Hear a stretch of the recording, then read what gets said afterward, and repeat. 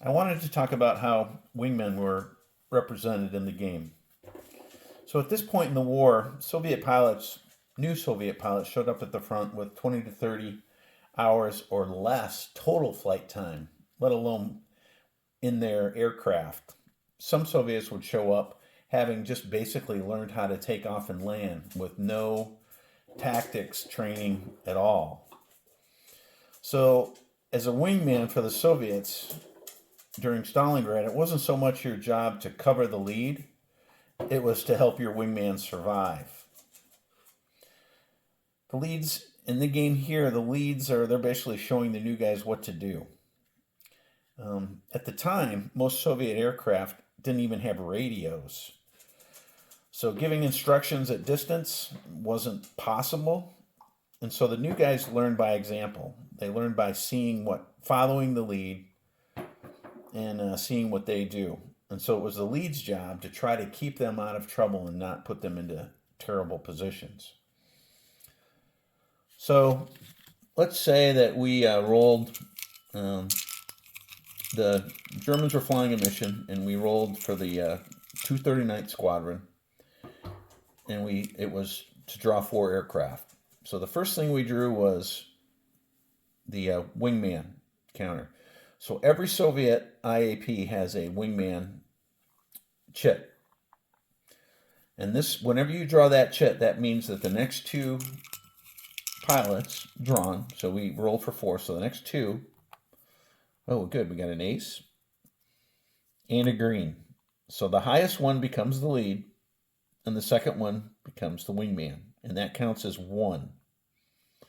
So then we would draw the other 3, 1, 2, 3, and this would be the rest of the flight. 2 experienced and another ace. So that was actually pretty good for the 239th. All right, so what does this ace provide?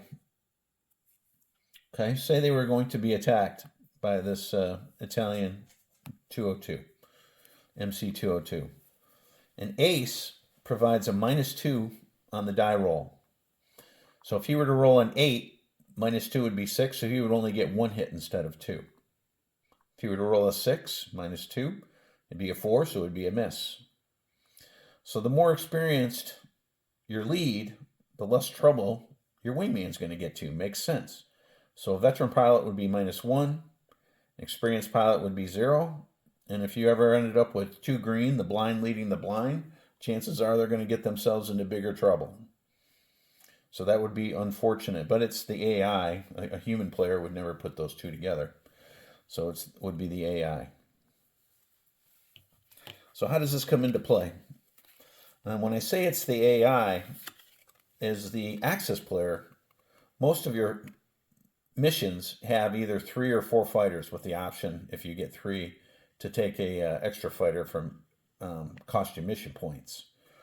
Okay, so when you've got a limited amount of fighters out against Soviets, so you're going to come across multiple groups where they usually outnumber you, you want to have as many aircraft to protect your supply aircraft as possible. Plus, most of your Axis aircraft have a higher performance rating and, in general, more experienced pilots. So those 2 things will put them higher on the initiative track. So for the most part, there are no wingman counters for the Axis. They're only available for the Soviets. If you're playing as the Soviets, most of your missions, you're going to get 5 or 6 fighters. So you could set up, like for this particular mission, you could set up 3 groups of 2. Of course, that's going to give you fewer fighters, but it'll give you better survivability to try to take out Axis supply aircraft. But that's one of the decisions you have to make in the game. The game is about decisions. It doesn't play itself. You have to participate. And this is just another avenue that added some intricacies.